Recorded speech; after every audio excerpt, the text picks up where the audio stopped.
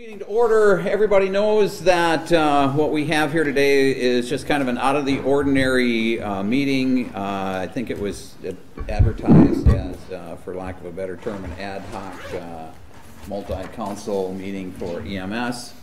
And still waiting on Suzanne, but I think everybody else is here.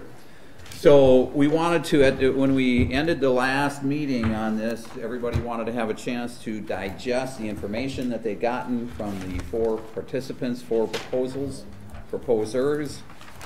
and come up with any questions that they might have and any information that was lacking or that may have, somebody here may have deemed necessary that was not provided.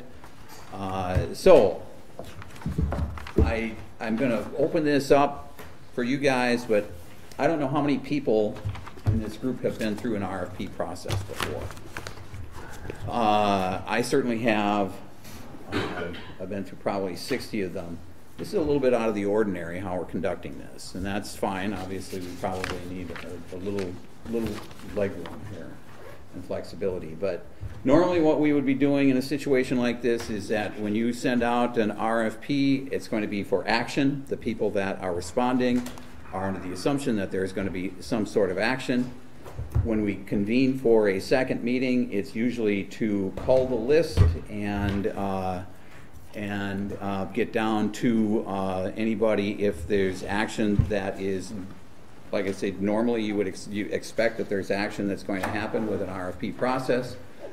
So you would get down to a manageable list of those that are still considered on the table and then start to dig down with each of those proposals. That's normally how it works. So,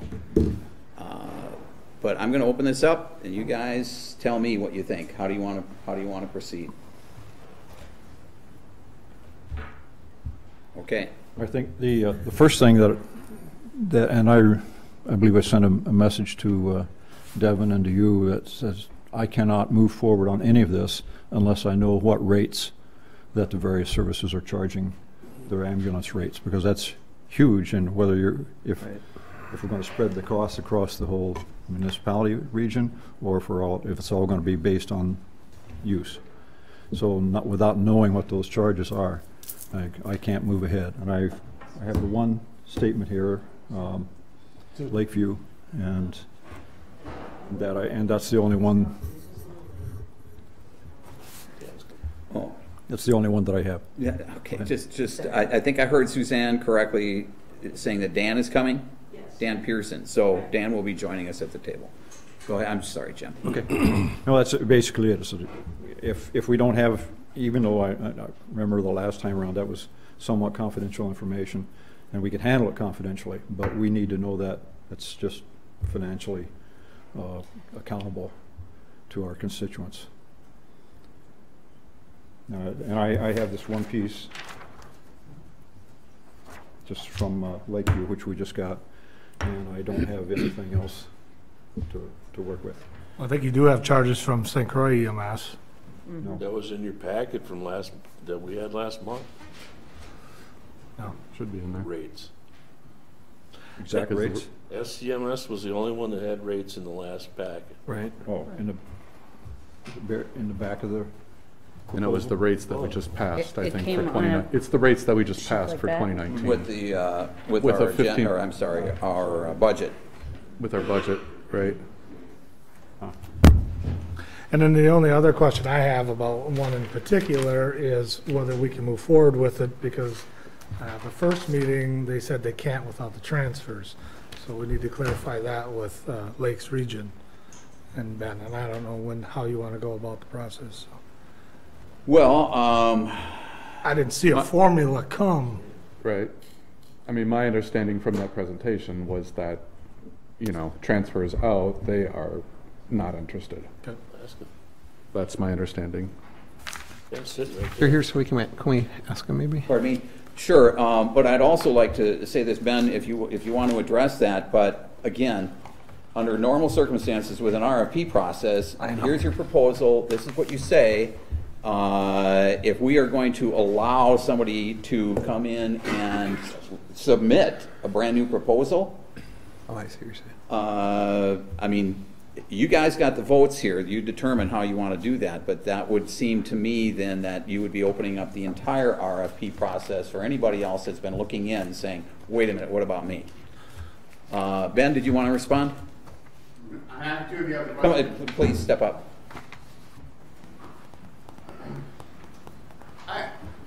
I'm coming as a citizen of the city of Hudson today, not the director of the Lakes Region. I was certainly interested to hear the conversation, but I do have the ability to answer questions if you have them. Well, just for clarification point and not asking any other reason why, or anything new, Sure. as your proposal is written right now, and you heard at the last meeting, the transfers are not there. Is your proposal still good? Correct. So the proposal we gave to you was contingent on those transfers. So no. So the one you have in front of you without the transfers is no longer eligible. Okay. We were reached out to by the city. Devin reached out on behalf of the council and asked, does that mean that our interest is off the table? Our answer was, we're still interested, but it would mean something different than what we proposed to you. Okay. So I can leave it at that. Thank you. Thanks. If there's a question about rates, one thing I would just share with you, if that somehow comes up again, we're certainly willing to share our rates with you. We would just be sharing them confidentially. So if there is an interest in the future, and if we were needed to come back for something, if you wanted to see our rates, happy to do it. We just couldn't announce them in a public forum in front of other services that were present. Sure. Thank you. Well, we have been dealing with this issue now for quite a while. We need to start, if we're going to act on anything that we're doing here, then we really need to begin like right now. And so at the last meeting, Ben, you had, I think, Bill, you would ask specifically, can you do this with transfers or not? And it wasn't about that proposal. It was whether you could provide the service here without the transfers. And the answer was an emphatic no. In fact, I think you repeated that at least 3 times. So, and now you're saying that you think that you could do it without the transfers? No, I'm certainly not trying to contradict anything our proposal said. But the proposal with the dollar amounts, with the 2-truck model, would not work without transfers. If there's still an interest in the future, something changes, you guys are having a difficulty making a decision, we would love to continue to be part of the process. But the proposal you have in front of you without transfers can't be done. Okay. Anybody else? Yes, I have 2 comments. One is somewhere along the line, we need to have an open session for the public. And that's, if I've heard anything over the last couple of months, it's that, is they want to have a chance to speak out. But I think it's important that we have something to offer them. You know, that we say, here is our choice, or perhaps here are our 2 choices. Now let's talk about these 2 choices. Give them that opportunity. It was really quite a tough public issue last time, and I don't think we can. Would public hearing be appropriate in this This case? committee was charged with making a recommendation to the council. So, in my opinion, I think you could do, that's your function, and then the council, when it gets that recommendation, can decide how to proceed with respect to public hearing or the recommendation, however it wants to proceed. But I think this committee is formed to make a recommendation. And that could be our recommendation. It could be one of our It recommendations. could be, Sure. yeah. Yeah. So, okay. We good? Any questions? Okay. I just thought I'd ask while I was up here. Otherwise, I'm good. All right, thanks, Ben. I'm wondering if I could make a motion to discontinue looking at Lakes Regions for the purposes of this RFP. Is that an appropriate thing to do? Yeah. I would second. Got a motion, a second. Discussion?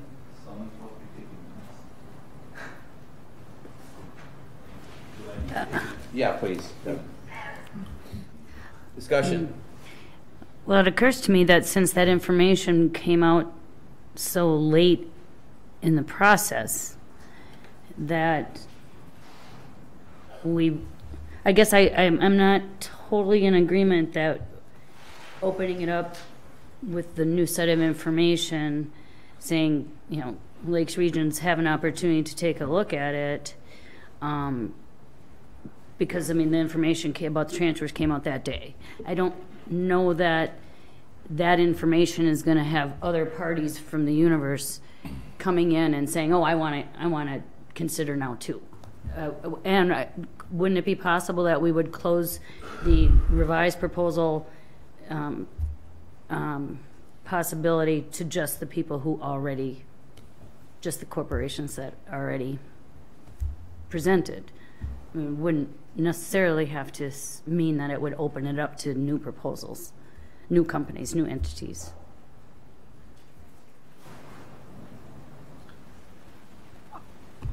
I know there's a motion on the table, but my concern is, and I asked the question at our last meeting, I agree with you, we need to move this forward. You know, Jim, I understand you asking the questions and having constituents. I think we can accommodate a public accommodation before we make a final recommendation. Through the talk since our last meeting, and I specifically asked St. Croix EMS and the Richmond Association how much would change moving forward if we decided to go that direction, and very little would.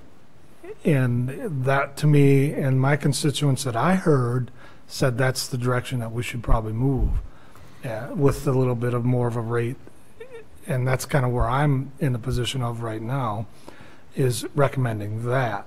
That being said, we need to make the decision and move it forward sooner than later. I think we've had a lot of time to talk this through, and it's not fair for the department, it's not fair for anybody involved for us to keep spinning our wheels. We got to show them we're going to make a decision, stick with it, and move forward. So that's kind of where I'm at. Yeah, and I think that's a real possibility, but I looked at, in my looking at that, I see it as a much longer range proposition, and that they had three options, and that maybe you want to adopt option one or option two, and then moving forward to option three would be the way I would see that working out. Keeps St. Croix EMS healthy and, you know, supported, sets the rates, but then we have some, I know there's some issues to deal with in combining with that association. Sure. So huge financial issues. So, but I think we could sustain EMS maybe a year and a half, Brenda, maybe 2 years. 1.5 to until we could. I think right now you're talking specifically about a proposal as opposed to a motion. I am. Yeah, I'm kind of getting off base. So I try to keep it tight right now. You know, so as far as can we talk about the motion? Yeah. So I just want to thank Lakes Region, because I thought your presentation was awesome. I think you guys are doing really quality work. I think the economics of it doesn't probably work for the city, just with the transfers, and I know that was something that was new to me totally at that meeting, so that kind of got dropped on us. But I think the motion makes sense, because I think under the economics, it's not going to be a viable solution for the city. So. You mean the service area? Correct me, yes. Thank you. Thank you. Sorry, Stan. My apologies. I'm hearing talk about the Richmond option. I mean, have you talked to, is there?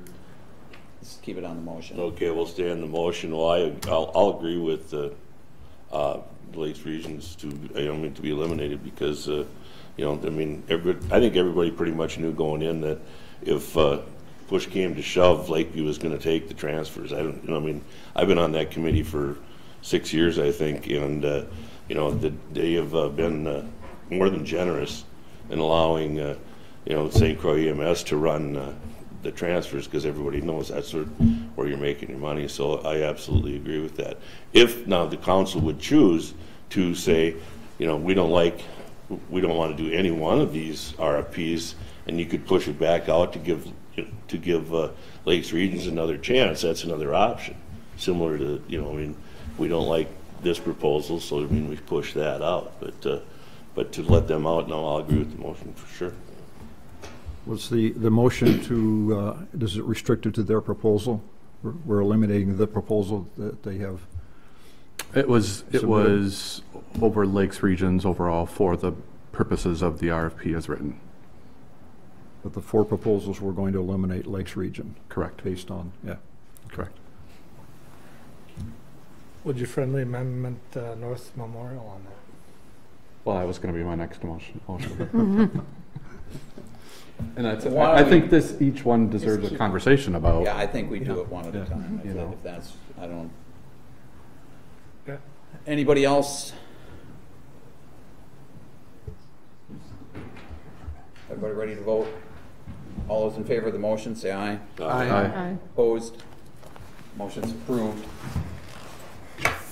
So, in taking a look at North Memorial's proposal, I don't know how many of you guys agree with me on this one, but I'm thinking that the cost is just too high for covering 911 service. So I would like to make the motion that we discontinue looking at North Memorial in terms of this RFP.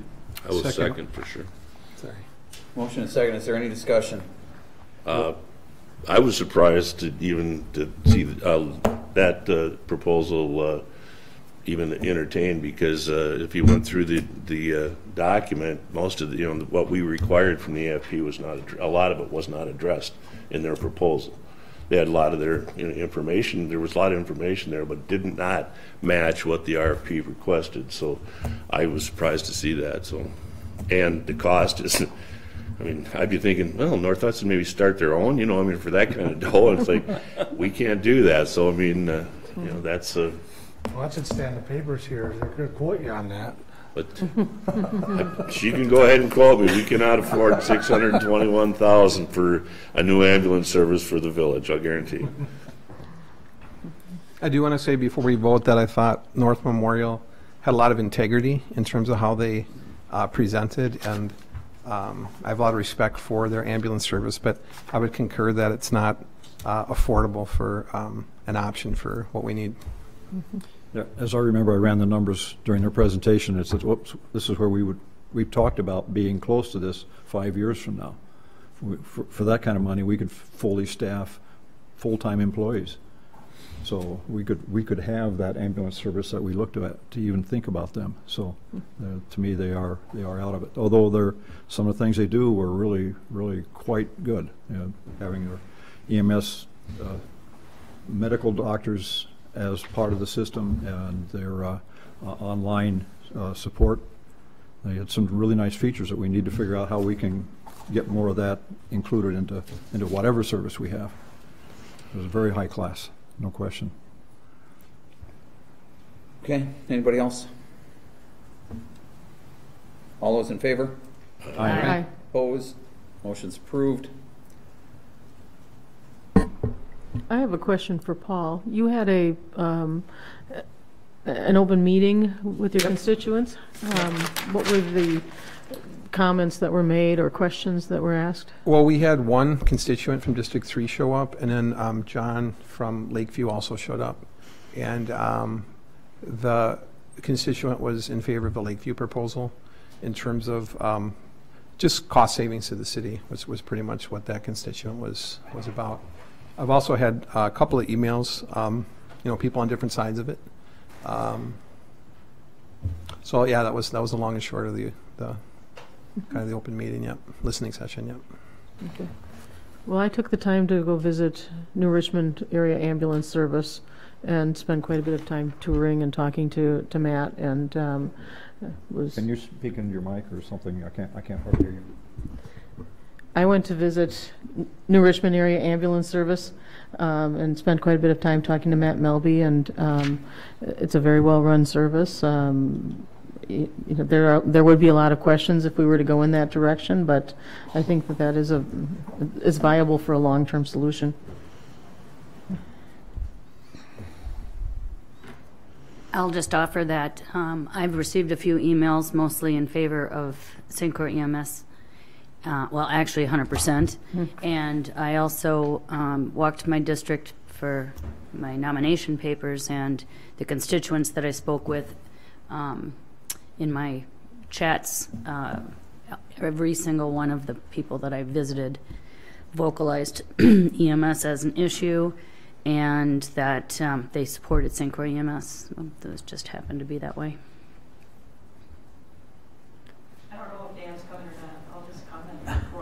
Suzanne, why don't you step up so we get you on mic?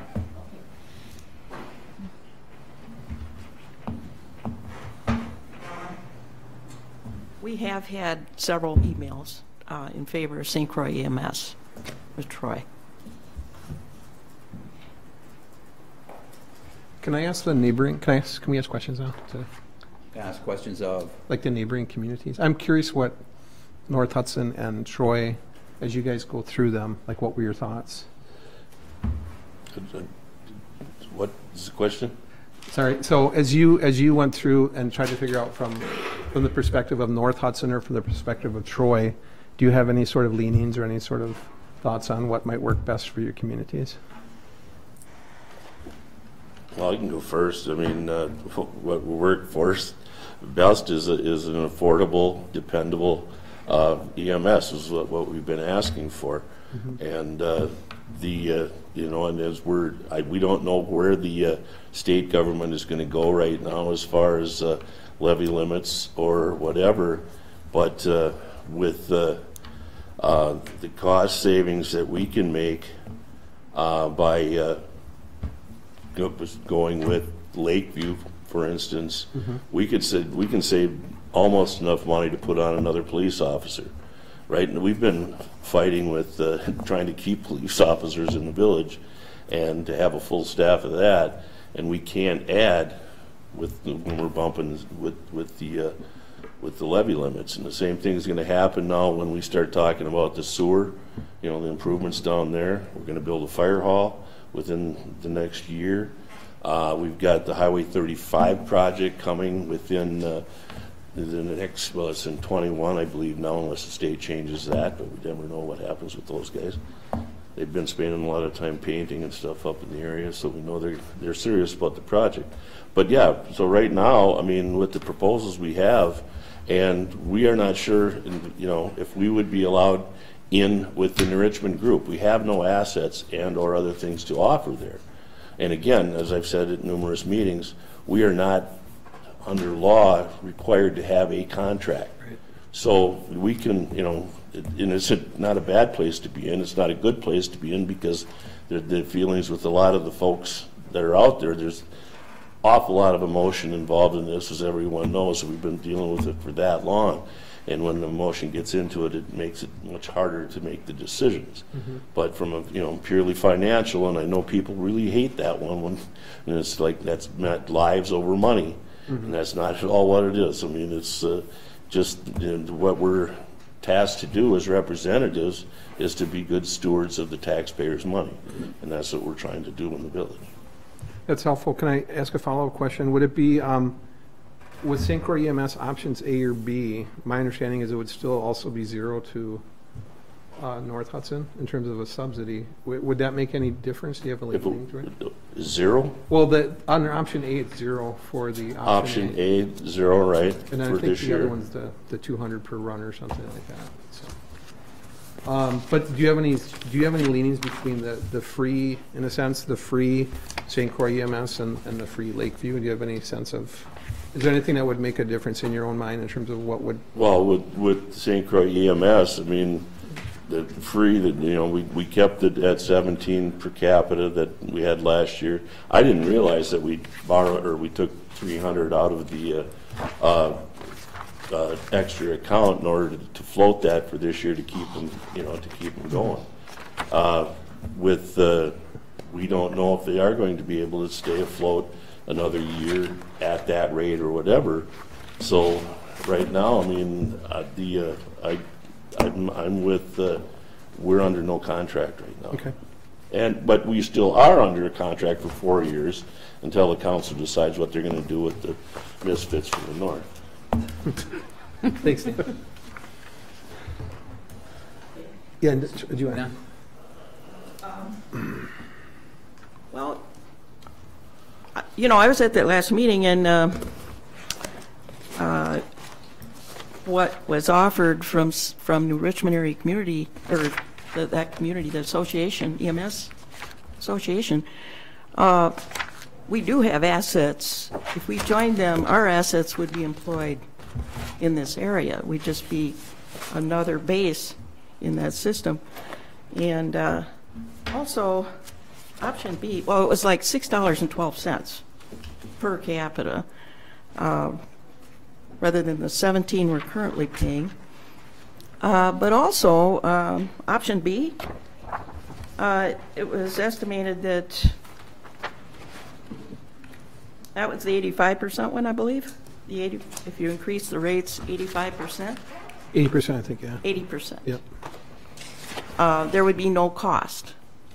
You know, we've already invested in a lot of assets. I kind of hate to see those sold on a well, you know, I don't know that Troy would get any of you know, of that if you had to sell the assets at a very low amount, considering what we paid for them. So, you know, personally, I think option B is a good short-term solution. I can't speak for my whole board because it has not come up.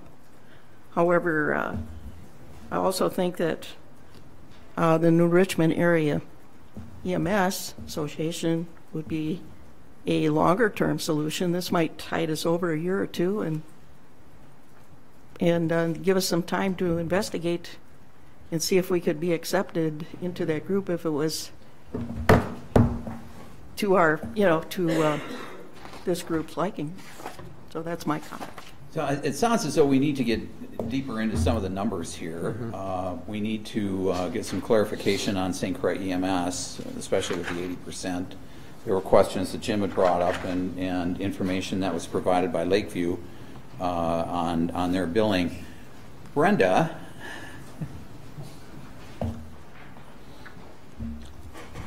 one of the questions I think that came up was whether,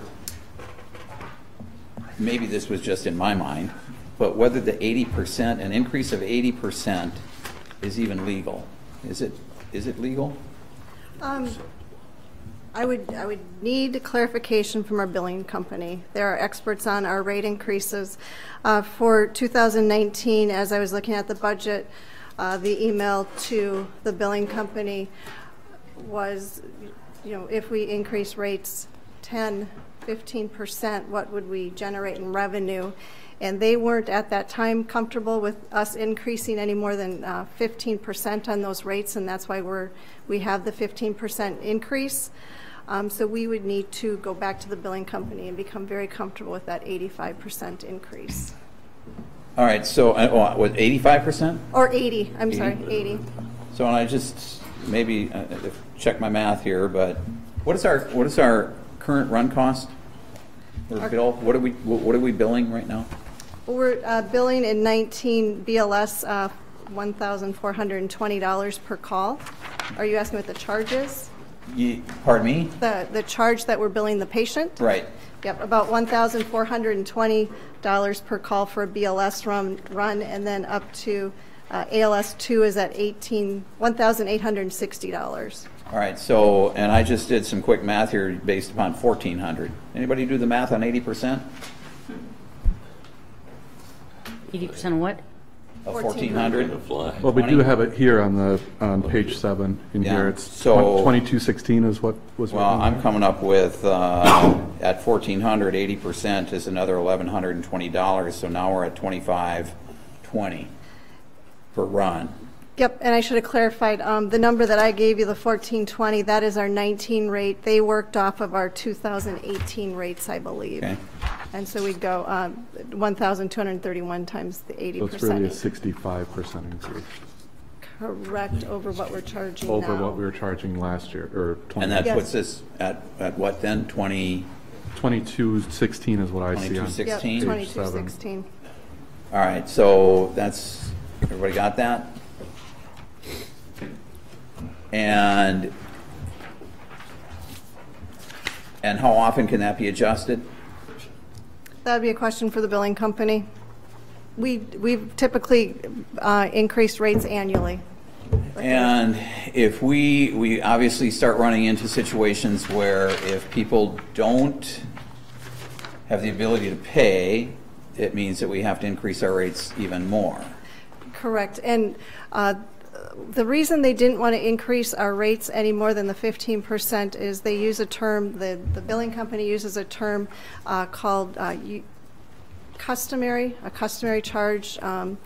And so they didn't want us to get to what's called excessive and to have insurance companies start questioning those rates.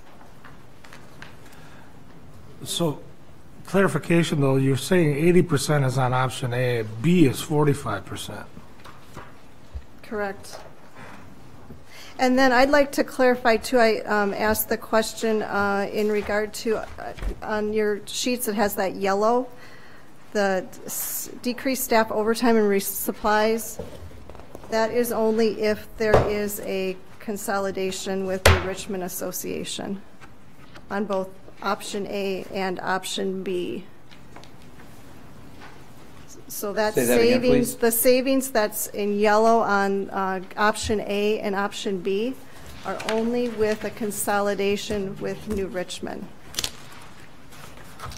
I wanted to clarify that because I wanted to verify we had only had so much overtime in our budget in 2019, and so I wanted to verify that those were true savings, and that would only be with a consolidation with New Richmond. So what are the numbers without? We would increase it by 142,000. That savings, we wouldn't have that savings. So we need to generate another 142,000.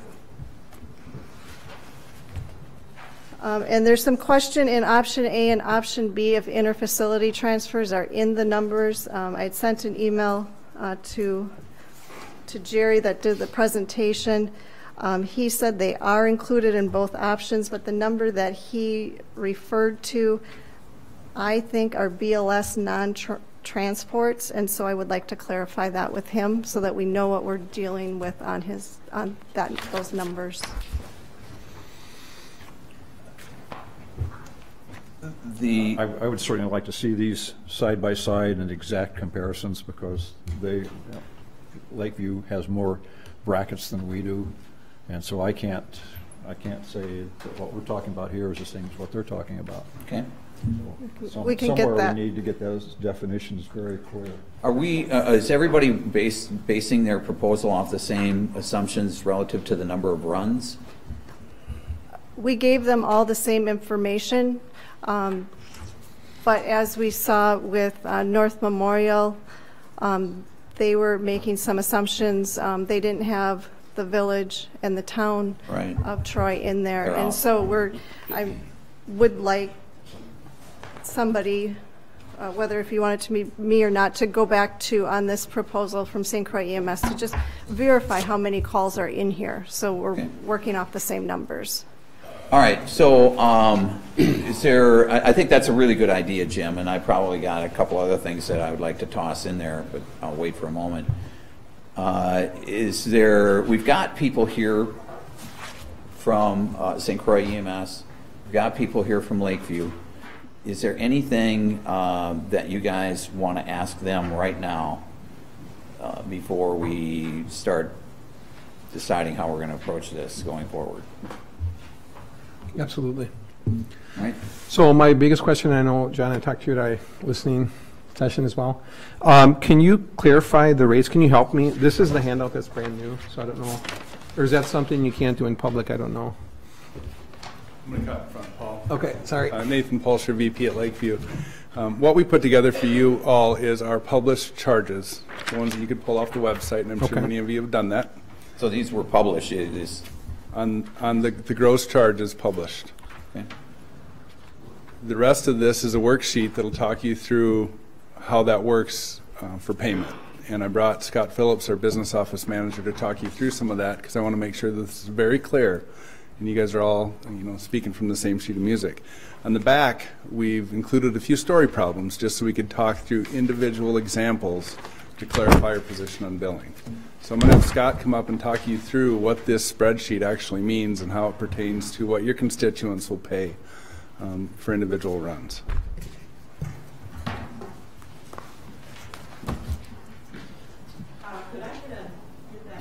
Oh, yeah. I've got extra here. Yeah.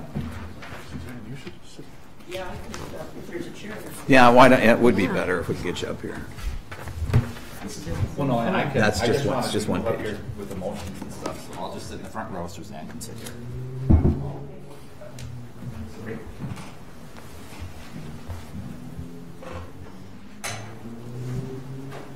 So, everybody ready? Yep. All right. First of all, I mean, this is help. Go ahead. I'll wait till she sits down.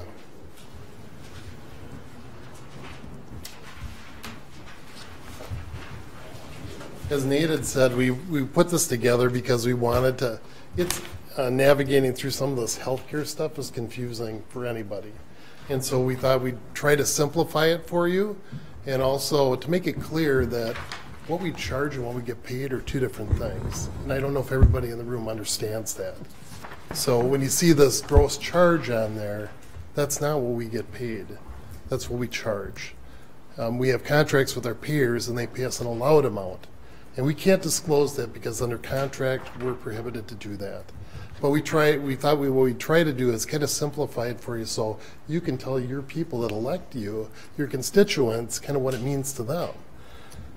So if you look at, and I've included on here, if you look at the service line, this isn't on page 1 here, it talks about the different charges that we have. And if you see there's a code up there, the first one is A0428. That's basic life support, okay? Now, that's a HCPC code. I'm sure that everybody that does billing and the other companies understands these as well. And so there's, each payer has a dollar amount attached to these. Most of them do. So if you look at, in the first column, the basic life support, and I don't have to walk you through every one because they're all kind of the same. But if you look at column 1 here, our gross charge for that is $1,010. And what we did is we kind of took the allowed amount from our most common payers that we have and gave you a range because we can do that. We can't attach a payer's name to it, we can do that. So the amount, and this would be kind of the, if you wanted to call it the retail price for those people that have that insurance, that's kind of what it is. So $625 to $860 for that gross charge of 110 is what a member could expect to have as their price for their insurance company. And I'm trying to explain it in layman's terms. So then what that means is then based on what their deductible and out-of-pocket and all those things are, that's what that is subject to, not our gross charge. And then the other thing that we included on here is because we are a nonprofit facility and some of the tax codes around that, 501R, you may have heard, we do give a discount to our uninsured, which is 58% of our gross charge, or 42% of our gross rate is the charge. And then also we have, because we're also a nonprofit in the hospital, we have a financial assistance program.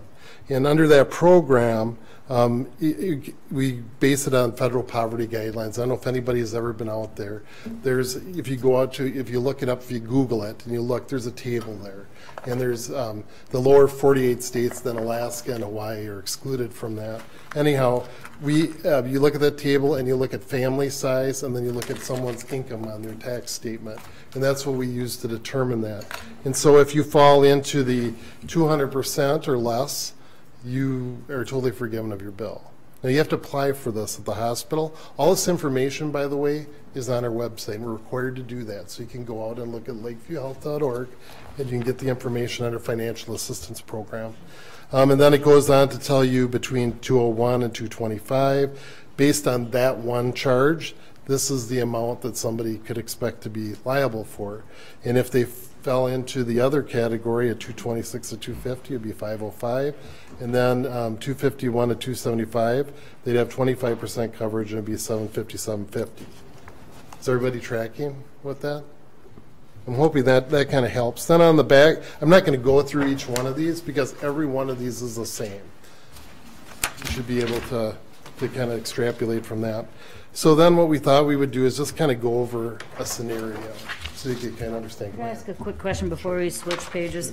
Could you give me a ballpark of like family of 4 or anything to make that federal? I can't, but I don't have it with me, but you can go out and you can Google federal poverty guidelines and look it up. I just wondered if you had just off the top of my head. I don't have it because it's a table and it can go all the way up to 6, 7 family members. So I don't have it memorized. I'm sorry, but yeah. Someone could probably look it up on their phone. Family of 4, 60 grand, something like that, and just see where that falls. I'm just curious. So, any other questions on the other page? Okay. So we'll move on to the example here. So this example here is based on, they're all based on that first charge that's on the chart as well. So to run you through here, the gross charge is $1,010. The insurance contractual amount is $727. So that's the amount that their deductible and out-of-pocket is subject to. This particular individual had a $500 out-of-pocket. It was not met. So that applies to that $727, not the $1,010 that is our gross charge. Then over, you look here is the balance of the claim after the deductible is $227, and you take 80% of that, and the insurance is going to cover, this is what they're going to pay us, is $182. And the patient is going to be responsible for the deductible plus the 20% balance afterwards. So if you take, actually, if you take columns, the patient's responsibility plus the, trying to do the math here, insurance covered at 80%. I believe it's a column, deductible, and the balance after insurance. If you add those two together, they add up to the insurance contractual rate. So the fourth and fifth column on here add up to the third column. Does that make sense? So if you run through the next scenario here, and this is what we were trying to explain, is someone that has a high deductible, like $5,000, and they haven't, it's the first of the year, people are going to owe that. So if you have a charge for $727, you're going to owe that entire amount, allowed amount. But keep in mind, it's still discounted by the insurance company. Even though they don't pay anything, it's discounted. So they would owe the full $727. Does that make sense? And then the last scenario here, and this is what we want to make clear, because this is a large part of our population at Lakeview. 42% of the patients that we have in our EMS thing are Medicare, and their liability is fixed. So for each one of these services, in this particular example, this patient's responsible for $46.20. And it tells what the allowed amount was, what Medicare paid us on here as well. So just something that's kind of interesting, and something to think about when you're thinking about your patient population that you have there. You know, what's the peer mix that you have? You have an aging population. The federal boundary level is 25,100. So that's And 100. 200% of that would be 50,000. Two times that. Yep. So that's for family of 4. 25-1. 25,1. Thanks. Yep. Any other questions at all? Does it make sense? I got a question. Do you charge a different rate for if you go see a patient and you don't actually have to transport? We don't charge for that. You don't. The only charge. time we charge for that is if we are performing some sort of like CPR or something, cardiac arrest. Okay. Yeah. And say they don't make it. Oh, sure. Yep. Sure. Thank you. Any other questions? Yeah, on the first page there, first line, patient responsibility unmet. Okay, it's $500. That's the deductible was not met. Are we on page 2? Mm-hmm. Page 2, I guess it is, yeah. Okay. Examples. Okay. Examples. Yep. For the top line there, $545 for patient responsibility unmet plus 20%. Mm-hmm. What is that 20% of? Is that the contracted rate? No, so in this particular, so the allowed amount, the contracted rate is $727. Right. Okay. And I'm not, whatever insurance it is, I don't know, I can't tell you that. And then the deductible applies to that, $727. So you take the difference between those two numbers and you come up with $227. Then you take 20% of that, Okay. they pay 80%, 20% is the patient's responsibility. Okay. Got So it. you add the deductible plus that number, that 20%, and that's the patient liability. Does that make sense? Yep. Okay. Anything else? All right, thank you. Thank you.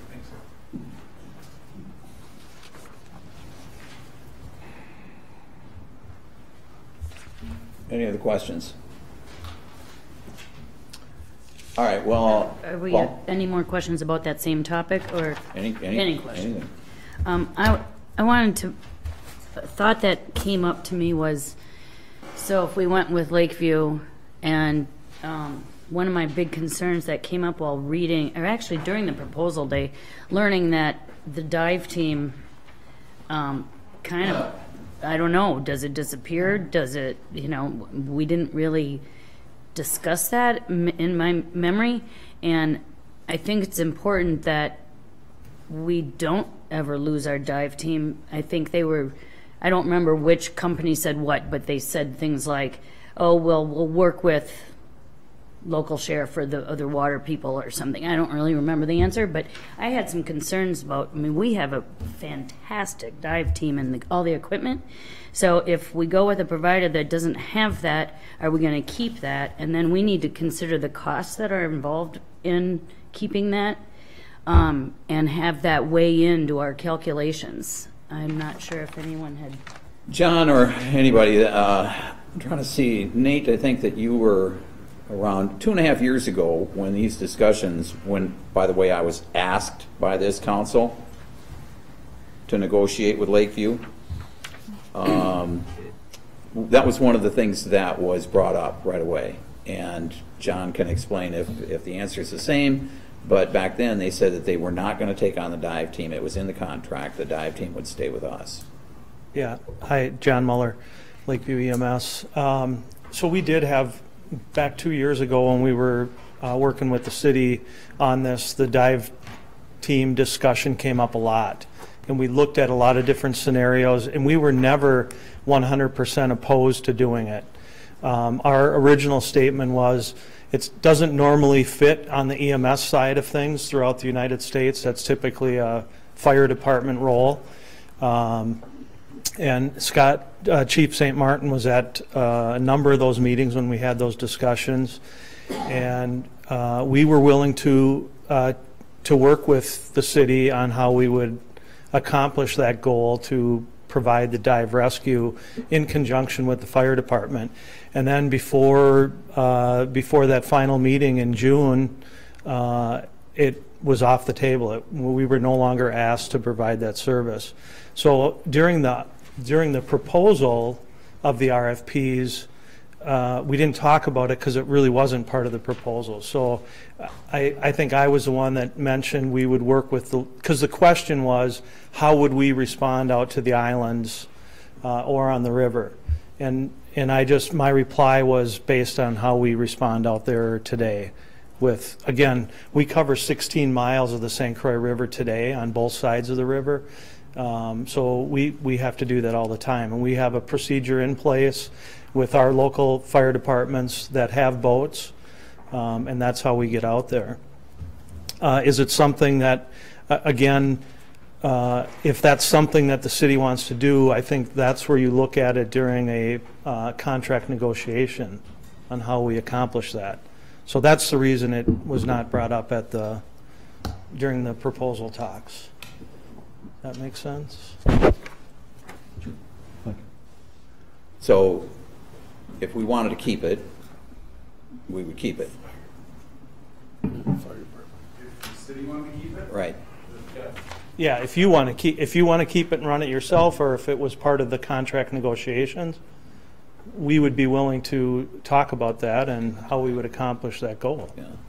Okay. And I would definitely recommend that the fire chief be involved in that conversation. And Sarah's right. I mean, that was part of the conversation that we had back when the contract was being negotiated. Is we have a very highly skilled, well-trained group that is very responsive, and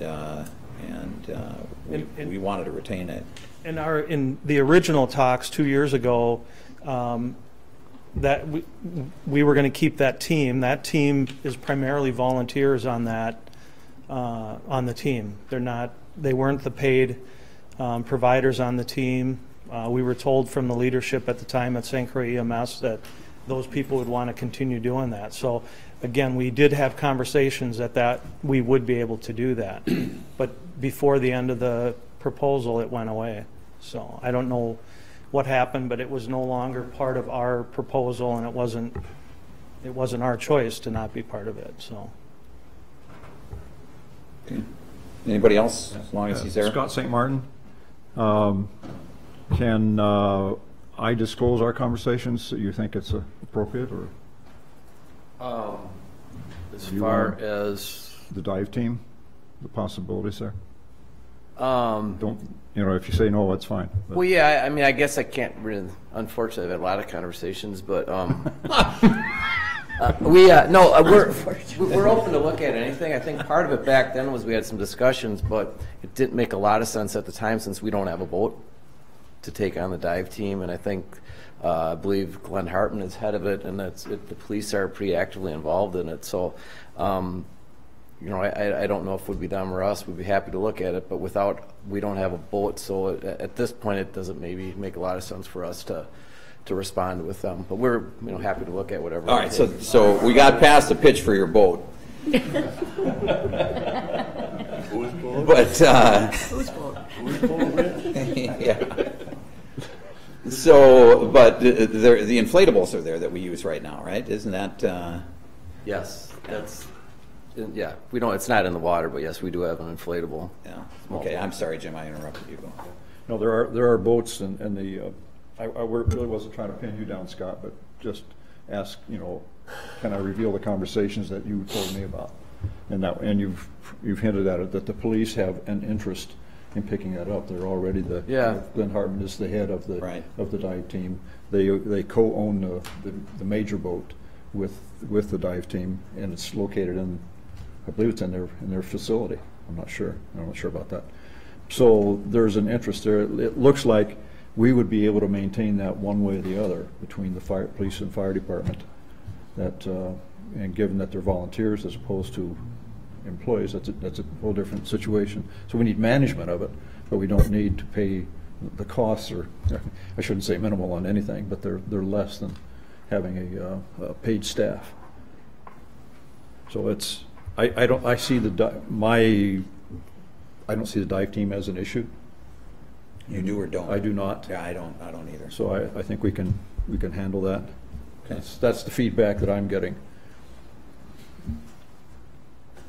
I mean, to your point, Sarah, I mean, well, then dive team must have occasional equipment budgets.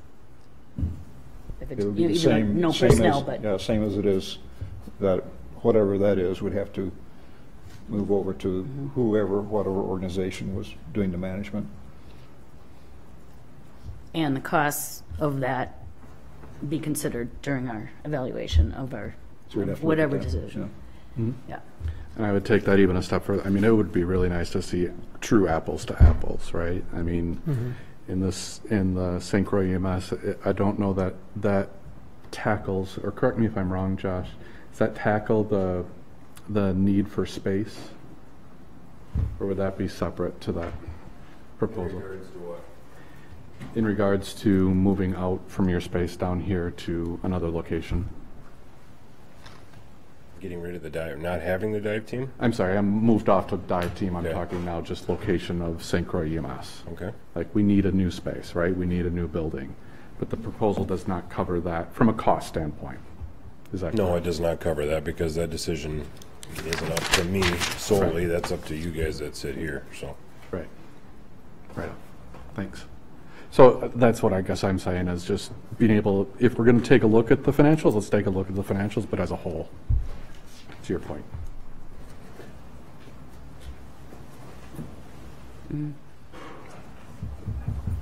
Agreed. Right. I share that concern, though, Sarah. I brought that up in the interviews, too. I share that concern that that's something that would definitely need to be looked at. I think that's an important service. So I think that's something to consider. Anybody else? Comments, questions of anybody? I want to talk to, can we talk to Josh? Yeah, absolutely. Now that he sat down. Yeah, we're going to make you walk. First of all, thank you for your service to the city and your leadership. I think it's, I really think you've stabilized St. Croix EMS in a way that a lot of people aren't aware of. I appreciate that. I know you guys are working really hard to ensure the safety of our citizens, and you've done it for, correct me if I'm wrong, 42 years, something along those lines. Not you personally, but I'm saying St. Croix EMS. My question is, I'm trying to compare rates. You know, my biggest concern with Lakeview is the rates. We have the sheet, but and I know they give breaks for certain categories of people. So my question for you would be the same in terms of, you know, if I'm uninsured or if I'm low income or something in the city and I get a transport from you guys, like, are there resources, you know, available for me, or how does that work in terms of how we handle that? There is. Our billing company has what they call a hardship form. It's an application they fill out, and it gets sent to St. Croix EMS. The chief or, you know, whoever it may be at that time looks at it. They have a big questionnaire that they have to fill out, and they have to provide bank statements, and then it's, you know, left up to us to set up payment plans and okay whatever, more or less okay the billing company what to go ahead and okay as a billing agreement with them or as a payment agreement. Okay. So there's resources available, it sounds like. Correct. And then as far as I see it, you know, there's a lot of options. There's option 1, option 2, and New Richmond. New Richmond was fairly new at the last meeting, so, and I know you're not on that association, but can you just talk a little bit more about, like, how does that look if we were to join the New Richmond Association? Is it I know it's sort of that partnership, that intergovernmental co-op, so to speak, but in a sense, do you see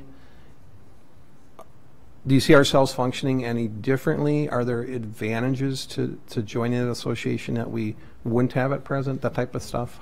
Give me sort of the bigger picture. Yeah, operationally, we wouldn't change at all. I mean, we'd still have the New Richmond station, the Hudson station. I mean, we share employees a little bit. You know, we'd have more of an employee base to share between the two. Mm-hmm. You know, and it comes with that, you know, being able to, you know, save on equipment costs, supply costs. Mm-hmm. And Matt, I forget his last name, I think you know it. Melby, sorry. He made a statement last time we met that he thought the rates were actually cheaper with the association than maybe what we're even charging now. So I don't know what that would all look like. Obviously, we'd have to be voted in by 75% of their association, but there might be a benefit to citizens that those rates would even be cheaper for them in the future. Possibly. Is that correct? Yeah, it's a good possibility that could happen, yes. Okay. There was one other one. I'm trying to think of what it was.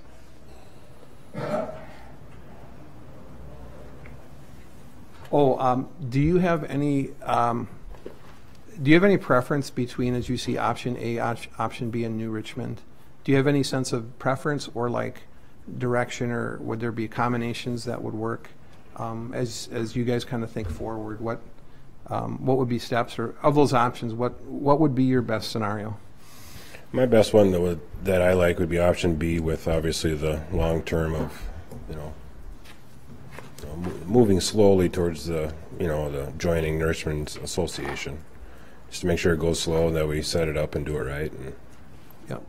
And do you have a sense of, and I know this is fairly new, do you have a sense of like time frame? What would that look like? Would it be 6 months? Would it be a year? Would it be 2 years? What would we need to because I feel like there's some information we would obviously need to get from them and vice versa, and there'd have to be some discussion between the two. But do you have a sense of just timeline, or your discussions with Matt? Is there any sense of what that would look like? Your bare minimum would probably be about a year. Okay. Maybe a little bit longer, depending on how often the boards meet and any other stuff that, you know, arises during conversations and stuff that needs to be approved or discussed further or whatever. Okay. And the other question I had is, I've been thinking about this. Lakeview, obviously starting January 1st, has a rig at the hospital. Mm-hmm. And they're doing the transfers and they're serving town of Hudson, correct? Correct. So we have, if I'm right, 2 ambulances staffed currently? Correct. So right now we have 3 ambulances in town that are staffed, total between the two service organizations? Correct. So is there an advantage to us to have two services in town because we have more ambulances, more staff available if something were to come up, a car accident or whatnot? Is it good that we have Lakeview at the hospital in addition to what we have now?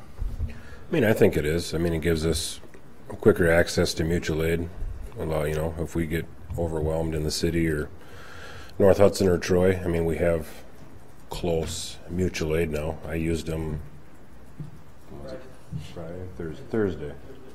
I used them Thursday for a car crash by Menards. Yep. Just because I knew that they had a truck across the street that was staffed and ready, and it was quicker to get them going than to, you know, for us to get another truck up here. So Absolutely. And you guys would, if that was a long-term thing where we had the two services in town, would you envision working well with Lakeview, who would be at the hospital? Absolutely. In different situations? Mm-hmm. Yeah, so I would encourage the council to think about, there's some real advantages to having 3 ambulances staffed in town, because under any other proposal, or if we went with a Lakeview proposal, we don't have that. So it's worth thinking about. It's interesting. I didn't think about it until after the interviews, but we gain an ambulance basically if we continue with St. Croix EMS, whatever option it is. So. I have a question for you, Josh. So taking a look at the change that occurred in that last meeting where Lakeview is now doing the transfers, they're covering town of Hudson.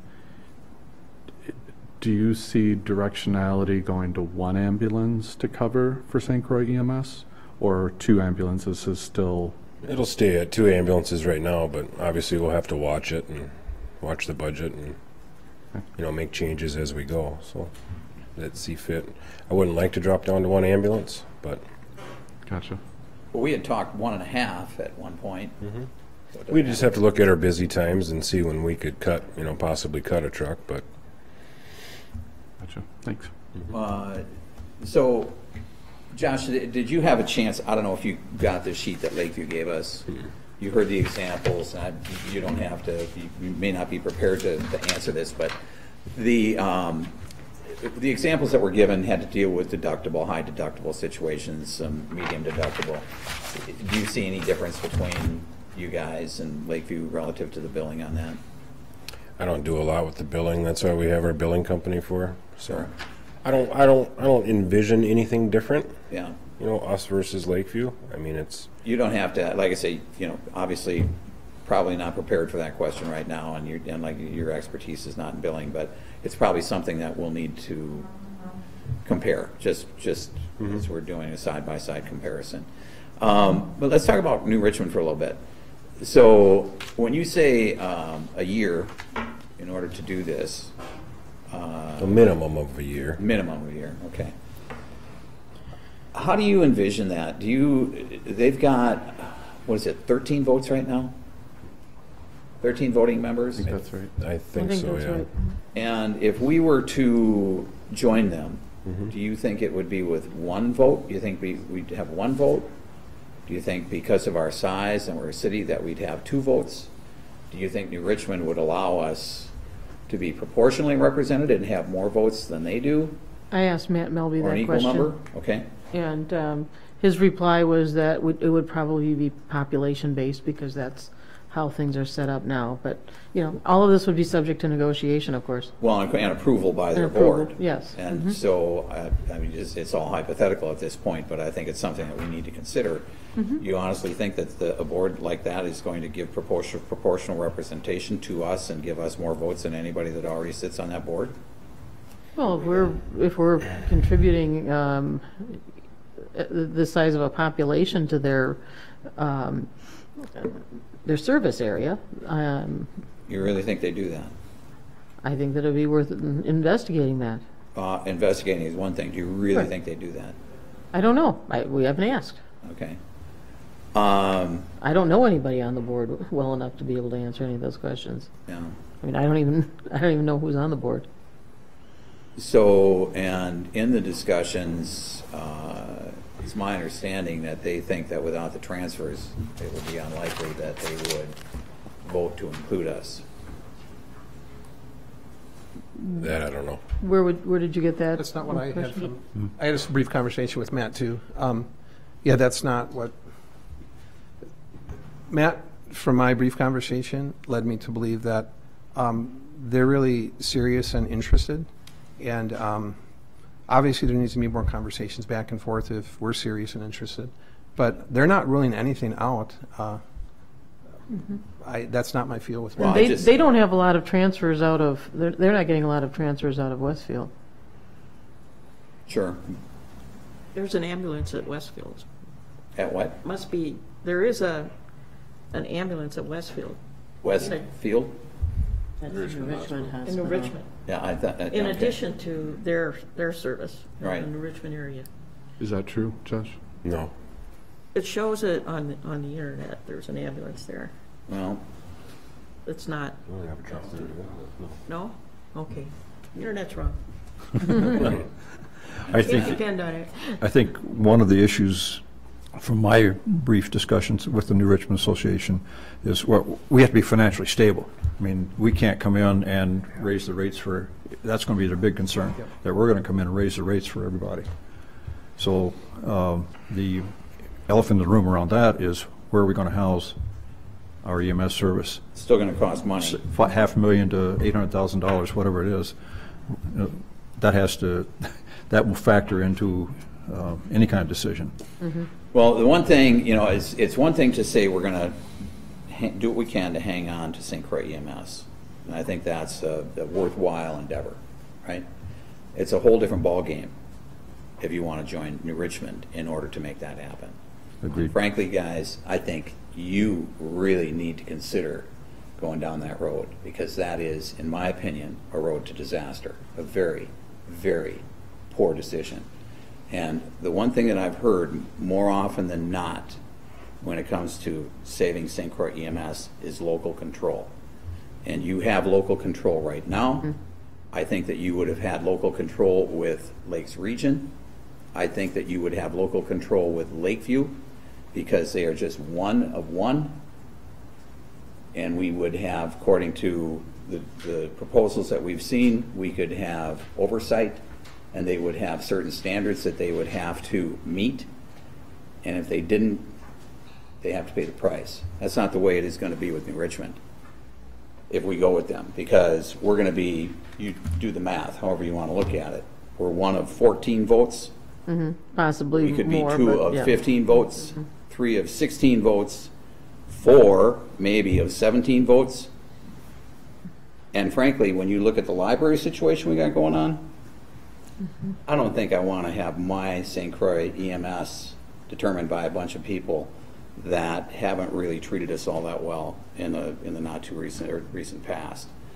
I think we absolutely lose local control. There is no semblance of local control if you're hoping that a year or 2 or 3 down the road we can merge with New Richmond. You have given it all up completely. You've got nothing left. And not to mention the fact that they have said that if we wanted to bail out, we could go at any time, but we forfeit all assets. That's not a good place to be, guys.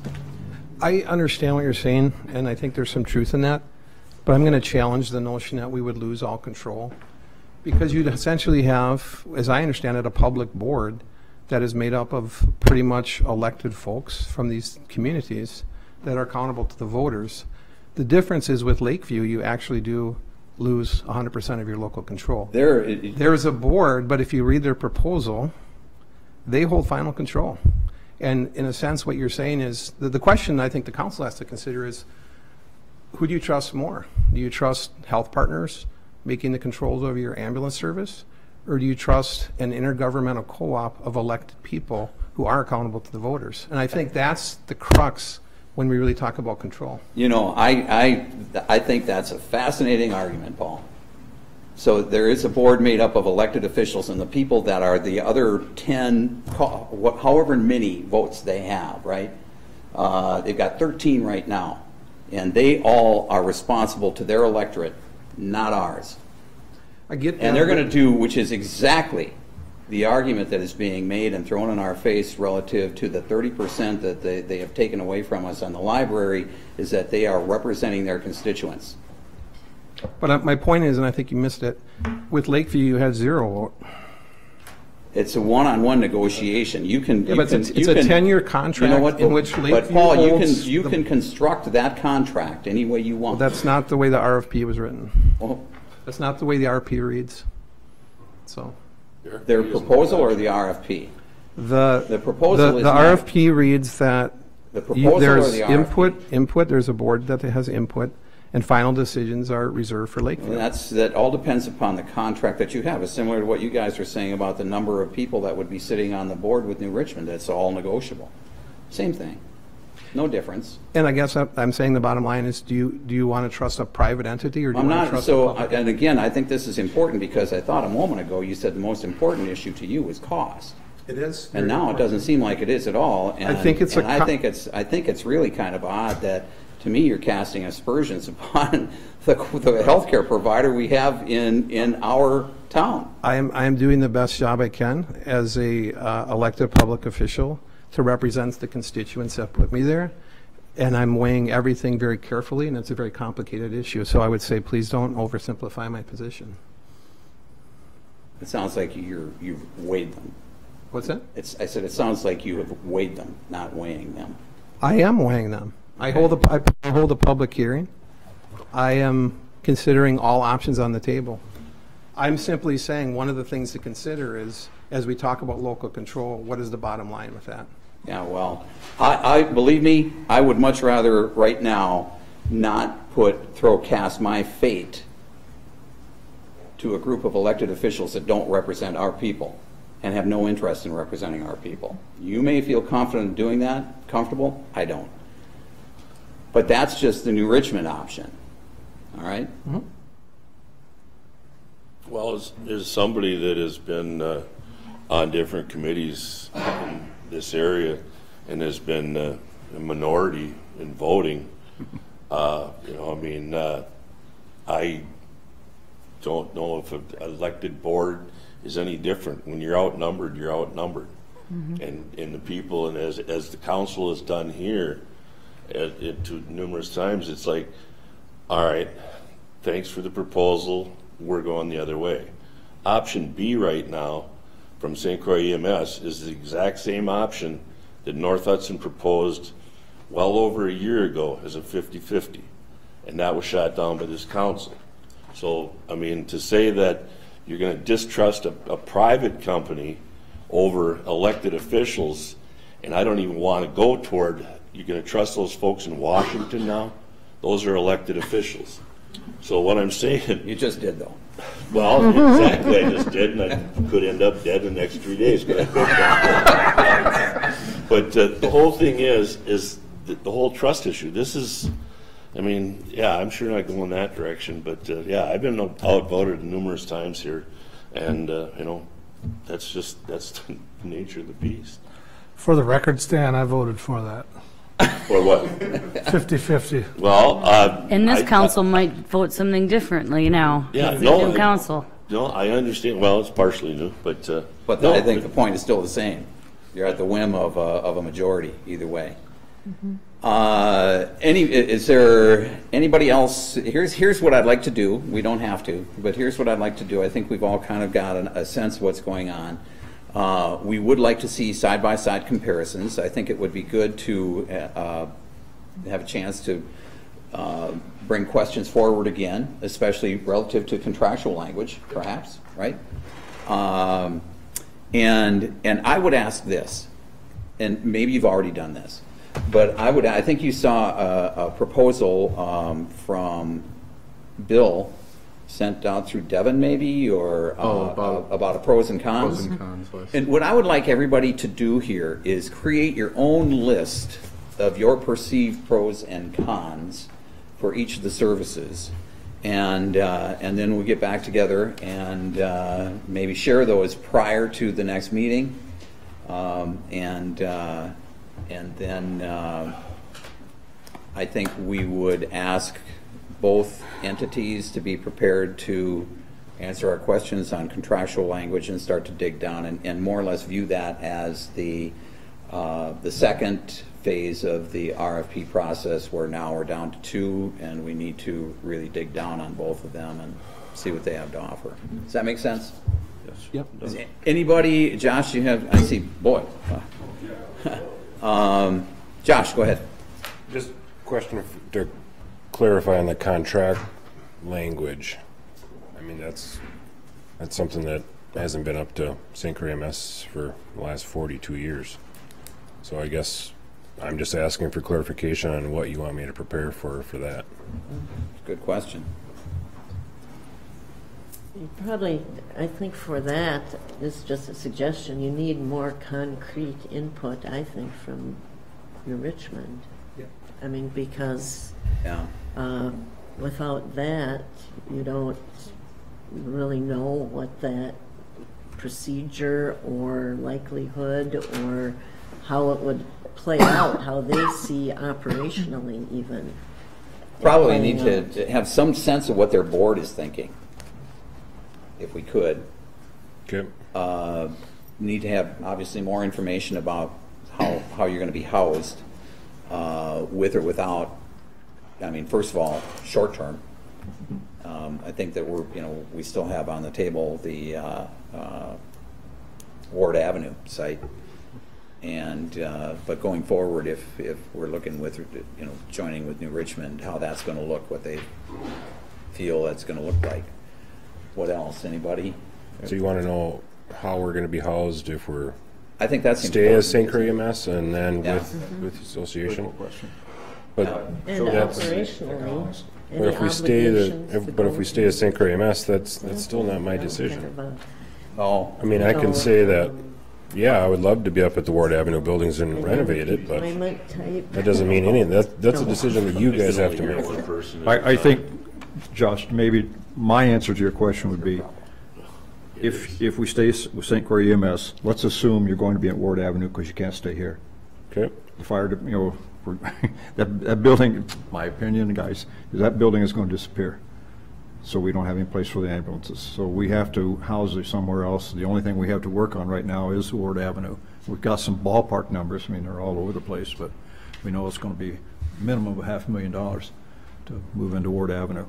But that's still not my decision. So the factor that into city's got to come. I think the city's the one that has to come up. I mean, you guys are the ones that have to come up with the plan on what we're going to do with St. Croix. Where are we going to house St. Croix EMS?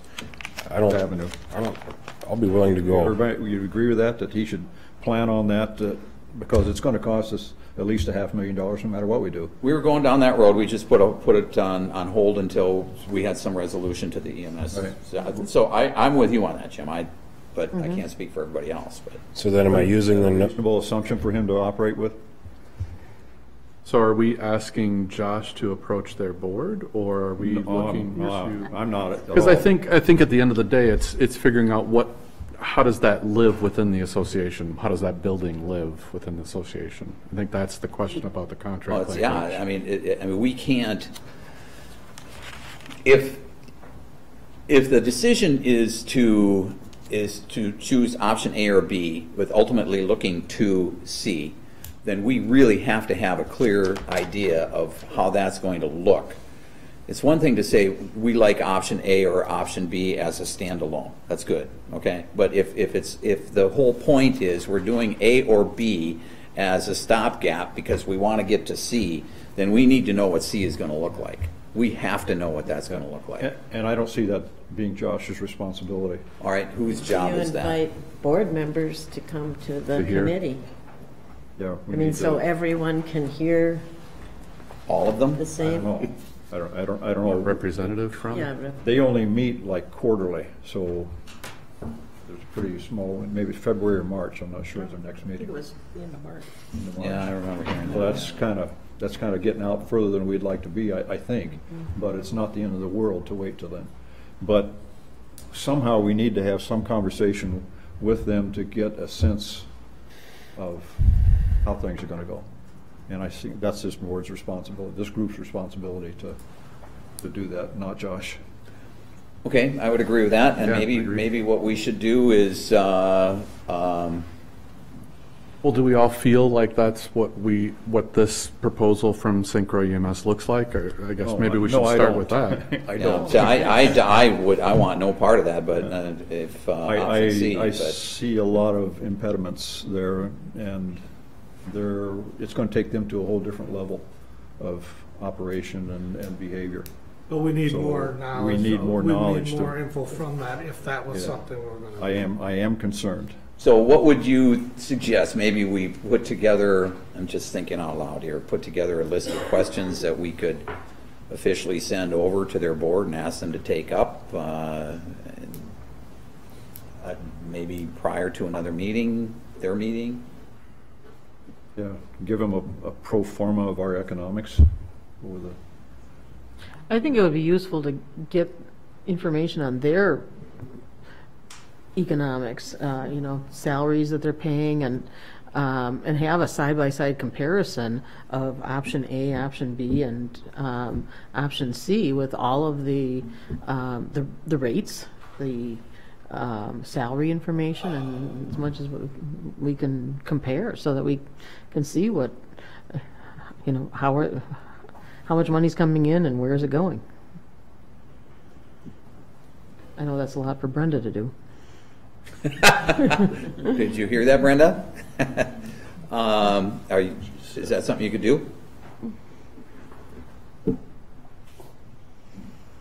Yes. So New Richmond, salary information, their rates, which we have, and then I think they're more of a volunteer service, but we'll get that information. That's the kind of information we need to have, yes. Anything else? Just as many comparisons as you can Do we know? make. Can we find out who the head, at least the chair of that group is at this point, and that'd be an opening conversation? Yeah. So it's.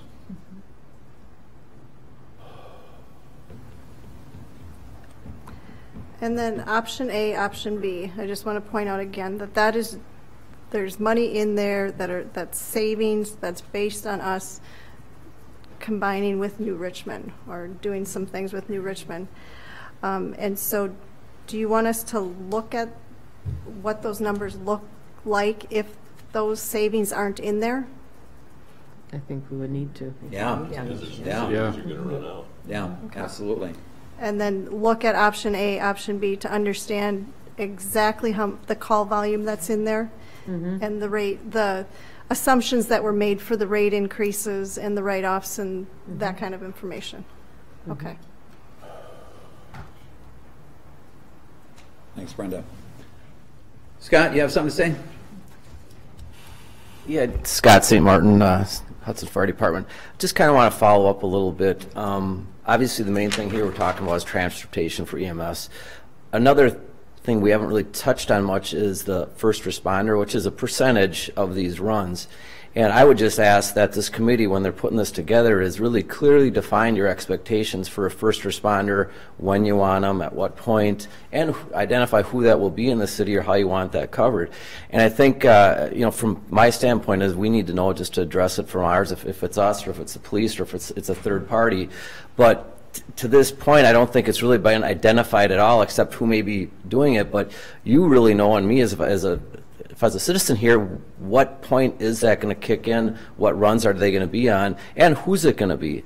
I think it kind of got lost a little bit here, and I'd like to see, and really it's your expectations, what you want. And those are the questions, if you want someone on how many percentage of the runs, on acuity of the run. But I think that really needs to be addressed on the front end, and who is it going to be and what the expectations are of those first responders. Because unlike town of Hudson, we don't have a formal first responder program. No, and I think kind of loose. Yeah, and I think we don't really. Yeah, and we're all, I think, in agreement is whatever the city decides to go with is going to look different than it is today. We have a relationship with St. Croix right now and how they're running, and it seems to work. It's fairly informal, but I think moving forward, really, you need to decide what you want, identify that, and then when whoever you're dealing with, set them expectations and how are they going to deal with it, or how is the city going to deal with it, and who within the city will do that, or if it's a third party. Okay. So thank you. That's a good point, but I don't think this council could sit down and write that by ourselves, because we're not that we don't have the depth to define that well. So we need certainly need some staff help with that. Yeah. No, I was under the impression that we had 2 vehicles that we send out first, and that's our first response that we have. No. Sending a medic out with a response. Different it's you start reading about first responders. I mean, that's a whole range. It's some places it's everybody. Here it's volunteer, or well, so there are volunteers quote, unquote, in Hudson. There are some volunteers. I don't know. North Hudson. Not I really can't tell you. I remember when the program started. I was in Troy when it started down there, but I have no idea exactly what it is today. So that's the first piece we need is what is it today? What are the expectations? Yeah. What do people think happens? And then Josh can tell us what actually happens. So, and then where do we need them? When do we need them? What are some rules around that? We have, we know it's important, but we have no definition that I'm aware of.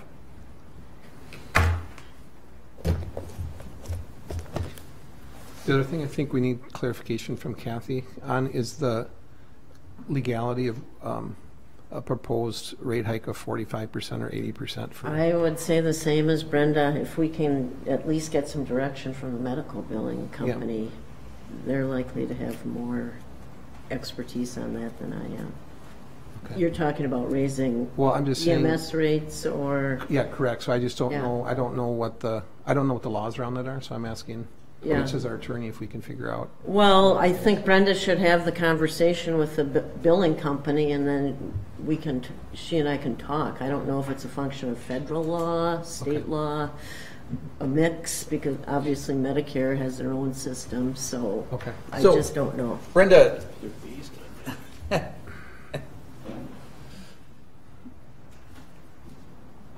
what, I guess, depending upon the answer that you might get from whoever you talk to, what would be the difference between increasing by 80% what we're currently charging, or going with a whole different provider that's charging something that would be commensurate to us increasing 80%? That's a good question.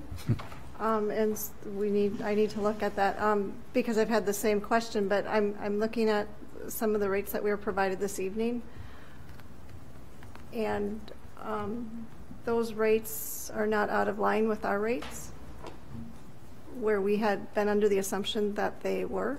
Yeah. So that's a question of what's the difference if we would change service providers and their rates would be different. And their rates are more than ours, how does that get looked at? And so I'll ask that question. Okay. Well, I think another comment you made was that regardless of the law, insurance companies may, if our rates get up too high, may start changing their, directing their insureds to different ambulance services. So that's possibly an issue as well, not just what is the law, but what's the practice within the insurance industry. I think the practice would be that they would stop, they wouldn't pay that. I mean, they would say, that's an excessive charge. They would agree to pay whatever it is, the usual and customary rate versus getting into an excessive zone that you mentioned. Correct, and then that patient would be responsible for that difference. The excess. And so we would have concern with that, so we need to verify. Thanks, Brenda. Anything else? All right, so we need to figure out how long do we need for this before we meet again? Let me just ask the question before we get there. Sure. We're throwing around a lot of stuff. I'm wondering, would it make sense to do just sort of a work session first, or not? Just amongst ourselves. I mean, obviously public, but. Or should we just do all this by email and figure out all that and then? I think that, The answer to that is no. Good point. I would say do the pros and cons, and let's share that with each other. And I don't know that we do a work group. I think everybody's kind of. That's kind of what this is anyway. And I think the next one is going to be where we start directing questions to each of the proposers, and I think everybody understands what they need to do. Josh needs to focus a little bit more on New Richmond, as get more detail from them, as well as include in any discussion about money the cost of the facility over on Ward Avenue. Yeah. Lakeview, more numbers, right? Or The assumptions, no. Well, We don't care what their assumptions were. first responders. First So, responders. and you know what? And so just think about this. We got time.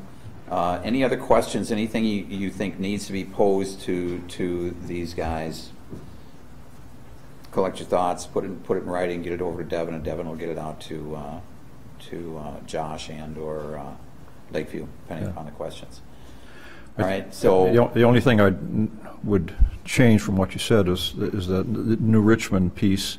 I think we need to take out of Josh's. Well, but ultimately that would be in his incorporated, whatever the answers are. Would have to be how that works. incorporated into it. Right. Yep. But as to the possibilities or probabilities, that's maybe at least a couple people from here. Yeah. And maybe 4. Okay. We know who's kind of saying, who's really, some of us who are really concerned about it, and others who are more positive about it. So we need to mix that group. Okay. Devin.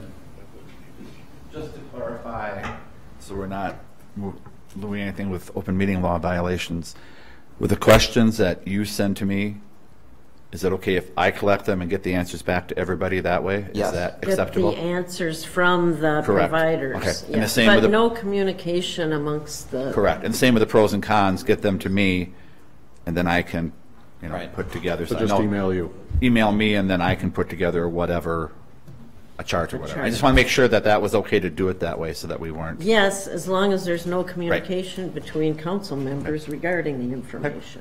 Just want to make sure that we didn't go down the road and then find that we're in trouble, so, thank you. Thanks, Devin. All right, so next then, how much time do we need before we meet again? Can we do by the end of January? You're not going to be able to meet with New Richmond by the end of January. Well, there can be discussions with the people out there. We're not waiting for their You gotta meetings. give staff a little time too. I know Brenda will work on this, but. Brenda, how much time? We've got audit and we've got end of the year, and I mean, 3 not weeks? saying she can't get it Or done. 3 months? Sounds like February. So, can we do this again, first meeting in February? Same thing, meet at 4 o'clock prior to our council meeting? First Monday of February? Does that work for everybody? We do have a council meeting that, February 4th. okay. It's not all that Okay. Is that the 4th or the 11th? 4th. The 4th. 4th. I think March is where we switch back. Yeah, Okay, so 4 PM again? yeah. Okay, does that work for everybody? Yep. Meantime, who reaches out to New Richmond? Do we need to identify? I think Brenda is gonna. Yeah. Okay. And then Jim's suggestion is maybe somebody from this group as well, and we'll talk about that. All right? Everybody good? Is there a motion to adjourn? So move. A motion and a second to adjourn. All those in favor? Aye. Opposed? Motion's approved. Stand adjourned. Thanks, everybody. Good work.